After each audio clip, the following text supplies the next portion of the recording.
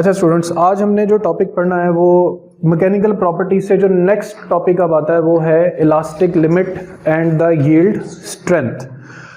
ये topic basically materials के tensile test पर बेस करता है। टेंसाइल टेस्ट क्या होता है कि एक सिंपल इलेक्ट्रिकल मशीन है जिसके दो जॉज हैं। उन जॉज के अंदर हम कोई भी मेटेलिक वायर या कोई भी पीस जिसका हमने टेंसाइल टेस्ट करना हो, यानी उसे खींच के उसकी मजबूती चेक करनी हो, इस टेस्ट को कहते हैं टेंसाइल टेस्ट। ये जो मशीन है ये डिजिटली स्ट्रेस और स्ट्रेन की वैल्यूज रिकॉर्ड करती है।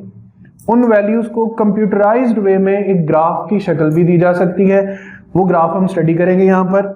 तो when a tensile test happens and we plot a graph between stress and strain, सबसे पहले ये होता है कि स्टार्ट में with in the elastic limit, with in the, हम सिंपली पढ़ते हैं कि जो स्ट्रेस है वो प्रोपोर्शनल टू क्या होता है, स्ट्रेन। यानी फर्स्ट केस ये है कि जो स्ट्रेस है सिग्मा वो डायरेक्टली प्रोपोर्शनल टू क्या होता है, स्ट्रेन होता है। डायरेक्ट प्रोपोर्शनलिटी की जो लाइन होती है वो बिल्कुल स्ट्रेट लाइन होती है। तो यहां पर एक स्ट्रेट लाइन बनती है जब तक के स्ट्रेस किसके प्रोपोर्शनल रहे, स्ट्रेन के। जहां तक ये लाइन स्ट्रेट बनती है इसको एक सिग्मा यानी स्ट्रेस पॉइंट से मेंशन किया जाता है, इसको कहते हैं sigma P, the proportional limit. क्या कहते हैं इसे, प्रोपोर्शनल लिमिट। वो लिमिट जहां तक हुक्स लॉ ओबे होता है, जहां तक हुक्स लॉ ओबे होता है और जितना स्ट्रेस अप्लाई करेंगे उसके प्रोपोर्शनली उतना ही स्ट्रेन क्रिएट होगा। Is that clear? अच्छा, फिर प्रोपोर्शनल लिमिट के बाद अगर हम फर्दर स्ट्रेस इंक्रीज करते हैं देन इट सेज कि जो स्ट्रेट लाइन प्रोपोर्शनैलिटी है ये खत्म हो जाती। मटेरियल इलास्टिक तो रहता है, इलास्टिक रहने का मतलब है कि आप इस पॉइंट से आगे भी अगर स्ट्रेस रिमूव कर देते हैं, यहां से स्विच ऑफ कर देते हैं मशीन को, the material will return back to its original shape. So remember, proportional limit तक स्ट्रेस प्रोपोर्शनल है किसके, स्ट्रेन के। But after if onward the stress is increased तो क्या होगा कि स्ट्रेस और स्ट्रेन प्रोपोर्शनल नहीं रहेंगे लेकिन मटेरियल फिर भी क्या रहेगा, इलास्टिक रहेगा। तो दो वर्ड्स गौर से सुनने, प्रोपोर्शनल लिमिट के बाद स्ट्रेस और स्ट्रेन प्रोपोर्शनल नहीं है लेकिन अभी भी मटेरियल क्या है, इलास्टिक है। यानी इस पॉइंट तक जहां तक मटेरियल विदाउट प्रोपोर्शनैलिटी भी इलास्टिक है, इसको सिग्मा ई से डिनोट करते हैं। इसी लिमिट को हम नाम देते हैं इलास्टिक लिमिट का, और यहीं तक मटेरियल की स्ट्रेंथ कहलाती है यील्ड पॉइंट। यानी मटेरियल अपनी इलास्टिसिटी खोए बगैर इस पॉइंट तक डीफॉर्म हो सकता है। मटेरियल अपनी इलास्टिसिटी को खोए बगैर, इलास्टिसिटी क्या था, the ability to return back to the original position, और प्लास्टिसिटी क्या था, the ability not to return back to the original position. So ये आ गई इलास्टिक लिमिट। मोस्टली ये देखा गया है कि जब मटेरियल्स में तकरीबन 0.2% इनलॉन्गेशन, ये जो डेल एल होता है इसे इनलॉन्गेशन कहते हैं। जब मटेरियल्स में तकरीबन 0.2% तक इनलॉन्गेशन क्रिएट हो जाती है तो मोस्टली मेटेलिक प्रॉपर्टीज में ये देखा गया है मेटल्स में कि उनकी कौन सी लिमिट ग्राफ में आ जाती है, इलास्टिक लिमिट। यानी जब उन्हें खींचा जाए और वो 0.2% तक इनलॉन्गेट हो चुके हों तो उनकी कौन सी लिमिट एग्जिस्ट कर रही होती है, इलास्टिक लिमिट। अच्छा, अब क्या होगा, इलास्टिक लिमिट के बाद अगर फिर फर्दर स्ट्रेस इंक्रीज किया जाए तो मटेरियल परमानेंटली डीफॉर्म हो जाता है, परमानेंट डीफॉर्मेशन। परमानेंट डीफॉर्मेशन करते करते, जैसे लोहा है आप उस पर हिट करते हैं तो वो फैलना शुरू कर जाता है, फैलते फैलते आखिरकार बारीक होता चला जाएगा और अल्टीमेटली एक पॉइंट पे आके टूट जाएगा। तो हम उसे हिट करते रहें, टूटने से जरा पहले तक आखिर वो कितनी फोर्स बर्दाश्त कर सकता है, वो मैक्सिमम फोर्स या वो मैक्सिमम स्ट्रेस जो मटेरियल बर्दाश्त कर सकता है उसको कहते हैं sigma M, the maximum stress. और इस पॉइंट का एक और भी नाम है U T S, the ultimate tensile strength of a material. Ultimate tensile strength of the material. ये वो मैक्सिमम स्ट्रेंथ है जो मटेरियल शो करता है टूटने से पहले पहले। अब फिर फर्दर अगर स्ट्रेस रिमूव करेंगे तो ऑब्वियसली मटेरियल इतना बारीक और इतना नरम पड़ चुका होगा कि अब एक भी फर्दर हिट अगर उसको किया गया तो इट विल ब्रेक। तो वो पॉइंट जहां पे आके मटेरियल ने ब्रेक कर जाना है, that point is called sigma F. इसे कहते हैं फ्रैक्चर स्ट्रेस। फ्रैक्चर स्ट्रेस वो पॉइंट या वो वैल्यू ऑफ स्ट्रेस जिस पे हम मटेरियल को तोड़ देते हैं, मटेरियल को ब्रेक डाउन कर देते हैं, that stress is named as fracture stress. अब ये जो फ्रैक्चर स्ट्रेस है इसको ब्रेकिंग फोर्स भी कहते हैं। क्या कहते हैं? एक सिंपल पॉइंट एंटीटेस्ट के हवाले से मैं हिंट बता रहा हूं कि जो ब्रेकिंग फोर्स होती है मटेरियल्स की, ये मटेरियल्स की लेंथ पे डिपेंड नहीं कर रही होती। ऐसा नहीं है कि एक लंबी तार को तोड़ना आसान होगा, एक छोटी तार को तोड़ना मुश्किल होगा। अगर आप प्रॉपर मैकेनिज्म से तोड़ेंगे तो दोनों सेम फोर्स से टूट जाएंगे। लेकिन ये इसकी जो डिपेंडेंस है ब्रेकिंग फोर्स की, ये एरिया, रेडियस और डायमीटर पे होती। एक थिन वायर को तोड़ना आसान है और एक थिक वायर को तोड़ना मुश्किल है। सो थिन वायर की ब्रेकिंग फोर्स कम होगी और थिक वायर की ब्रेकिंग फोर्स ज्यादा होगी। स्टूडेंट्स, इसी स्ट्रेस स्ट्रेन ग्राफ में आपने एक ब्रेकिंग टेंशन या ब्रेकिंग फोर्स का जिक्र सुना, तो इस पर थोड़ी सी हम डिस्कशन करते हैं, इससे रिलेटेड क्वेश्चंस कैसे आते हैं। तो ब्रेकिंग स्ट्रेस बेसिकली होता है फोर्स पर यूनिट एरिया। अब यहाँ पर हम एरिया को लेफ्ट साइड पर मल्टीप्लाई करते हैं तो फोर्स, जिसे हम ब्रेकिंग फोर्स कहते हैं, is equal to breaking stress times area. अब इसमें breaking stress when kept constant then force is directly proportional to area. यानी हम लिख सकते हैं कि force is proportional to area of wire. Radius of the wire के ऊपर स्केयर आ जाएगा, डायमीटर के ऊपर भी स्केयर आ जाएगा, उसकी वजह के एरिया होता है पाई आर स्क्वायर। अब कुछ क्वेश्चन डोमेन्स पे आ जाते हैं।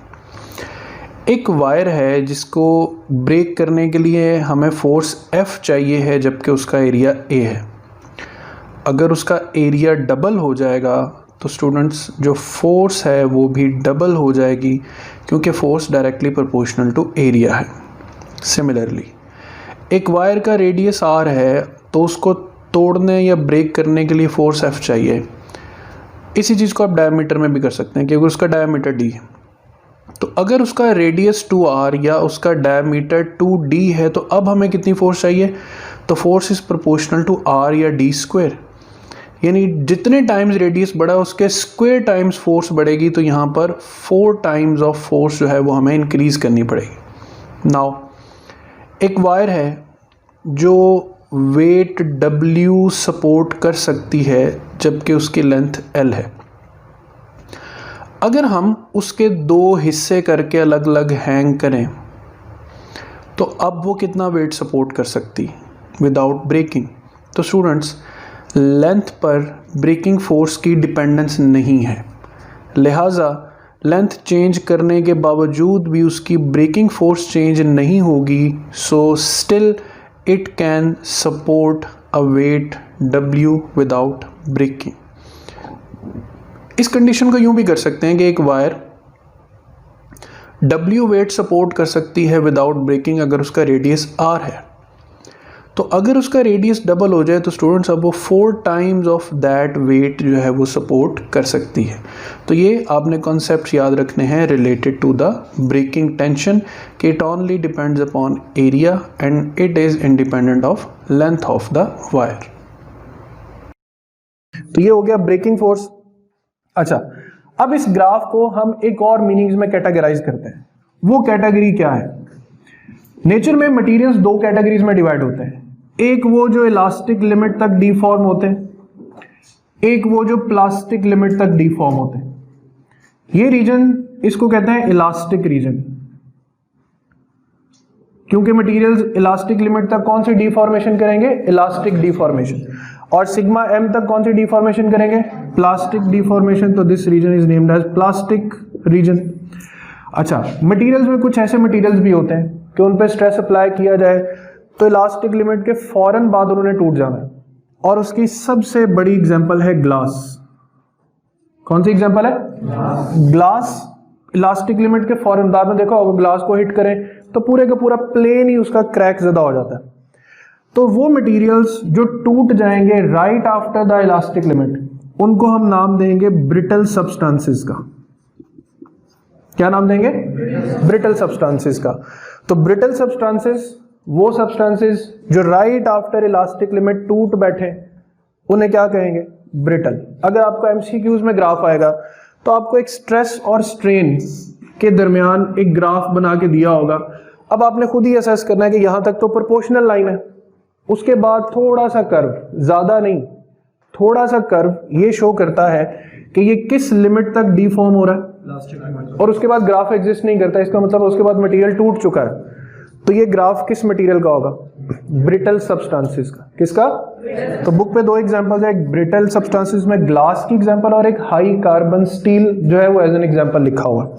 अच्छा, वो मटेरियल जो इलास्टिक डिफॉर्मेशन तो कर गए, अब उसके बाद परमानेंट डिफॉर्म होने के बाद भी मुसलसल डिफॉर्म होते चले जाएंगे। जैसे जितनी मेटल्स हैं, अगर उनमें ये एबिलिटी ना हो तो हम तो लोहे को कभी शक्ल ही ना दे सकें, लेकिन लोहे को हथौड़ा मारें तो वो फैलता है, उसको डिफरेंट शेप्स में आप माउल्ड कर सकते हैं। तो वो मटेरियल्स जो प्लास्टिक डिफॉर्मेशन करते चले जाएं, उन्हें हम नाम देते हैं डक्टाइल सब्सटेंसेस का। किसका नाम देते हैं? तो जो जीरो से लेकर प्लास्टिक डिफॉर्मेशन यानी यूटीएस तक जाते हैं और इवन फ्रैक्चर स्ट्रेस तक जाते हैं, उन्हें क्या नाम दिया जाता है? डक्टाइल। और जो राइट आफ्टर इलास्टिक लिमिट टूट जाए उन्हें कहते हैं ब्रिटल। एक थर्ड टाइप ऑफ, अभी यहाँ पे डक्टाइल कि ये ग्राफ प्रोपोर्शनल तक भी है, इलास्टिक तक भी है और आगे प्लास्टिक डिफॉर्मेशन तक भी गया हुआ। सो अगर आपको एक ग्राफ जिसमें नॉमिनेट किया गया हो स्ट्रेस और स्ट्रेन साइड्स को, और ग्राफ को प्रोपोर्शनल, इलास्टिक और फिर काफी सारा कर्व देकर मैक्सिमम लिमिट तक ड्रॉ किया गया हो और ऊपर कुछ लेबलिंग ना हो, कि मैं इसलिए बता रहा हूं क्योंकि एम कैट में ये क्वेश्चन आ चुका है। 3 ग्राफ्स बने हुए हैं और तरतीब से लिखा हुआ है कि ग्राफ किन किन सब्सटेंसेस के हैं। Brittle, ductile, polymers, polymers, brittle, ductile, ठीक है, यानी तरतीब बदल के मटेरियल्स 3 ही थे। तो वो ग्राफ जो ज्यादा कर्व शो करेगा वो किस मटेरियल का होगा? Ductile substance. फिर सॉलिड्स में एक टाइप आती है पॉलीमेरिक सॉलिड्स, जो हमने स्टार्ट में स्ट्रक्चर प्रॉपर्टीज में पढ़ा था। इनका जो स्ट्रेस स्ट्रेन ग्राफ है वो बड़ा डिफरेंट सा, यूनिक सा होता है। ये जब डिफॉर्म होते हैं तो किसी और रास्ते से वैल्यूज आती, और जब ये दोबारा रीस्टोर होते हैं तो तब इनके स्ट्रेस स्ट्रेन की वैल्यूज डिफरेंट हो जाती। यानी डिफॉर्म होते हुए ये और पॉइंट्स फॉलो करते हैं, रीस्टोर होते हुए और पॉइंट्स फॉलो करते हैं, जिस वजह से ये कर्व एक लूप की तरह बनती है। इसको पॉलीमर्स का ग्राफ कहते हैं। एमसीक्यू ऑब्जेक्टिव वे में याद रखना, बुक पे ही नहीं बना हुआ। और इस शेप को या इस शेप के बनने को हम इलास्टिक हिस्टेरेसिस का भी नाम देते हैं। किस चीज का? इलास्टिक हिस्टेरेसिस का। अब थोड़ी सी स्मार्ट इंफॉर्मेशन और, कि जब बच्चों हम स्ट्रेस और स्ट्रेन का ग्राफ बनाते हैं तो हर ग्राफ में एरिया और स्लोप, ये 2 इंपॉर्टेंट चीजें होती हैं। स्लोप होता है the ratio of Y axis to X axis, area होता है the product of Y axis and X axis quantity. अब यहां पे है स्ट्रेस और यहां पर है स्ट्रेन, तो 2 आसान सी बातें। आपके पास एक ग्राफ है स्ट्रेस और स्ट्रेन का, आप इसे बना लें प्रोपोर्शनल लिमिट तक। किस लिमिट तक? उसकी वजह, जब स्ट्रेस और स्ट्रेन प्रोपोर्शनल होते हैं बच्चों, तभी कॉन्सेप्ट आता है इलास्टिसिटी का। इलास्टिसिटी प्रोपोर्शनैलिटी कांस्टेंट है। कौन सा? लिहाजा ग्राफ भी किस लिमिट तक बनेगा? प्रोपोर्शनल लिमिट तक। सो आपने एक स्ट्रेट लाइन ग्राफ बनाया, अब आप इसके वाई एक्सिस की क्वांटिटी यानी स्ट्रेस को डिवाइड करें इसके एक्स एक्सिस की क्वांटिटी यानी स्ट्रेन पर, तो ये जो स्ट्रेस और स्ट्रेन है ये रेशियो क्या चीज बताती है? इलास्टिसिटी। क्या बताती है? So we can simply state that जब आप कभी स्ट्रेस और स्ट्रेन ग्राफ बनाएं और फाइंड करें उसकी स्लोप, तो एक्चुअल में आप क्या फाइंड करेंगे? नाउ द सेकंड क्वेश्चन, कौन सी इलास्टिसिटी? यंग, बल्क और shear? Question with answer. Test कौन सा है? Tensile stress versus tensile strain. कौन सा मॉडुलस होता है? Young's modulus of elasticity. So अगर आपके पास यहाँ पे टेंसाइल स्ट्रेस और टेंसाइल स्ट्रेन है तो यंग मॉडुलस है slope, volumetric stress to volumetric strain है तो बल्क मॉडुलस इसकी स्लोप है, shear stress to shear strain है तो शेयर मॉडुलस है।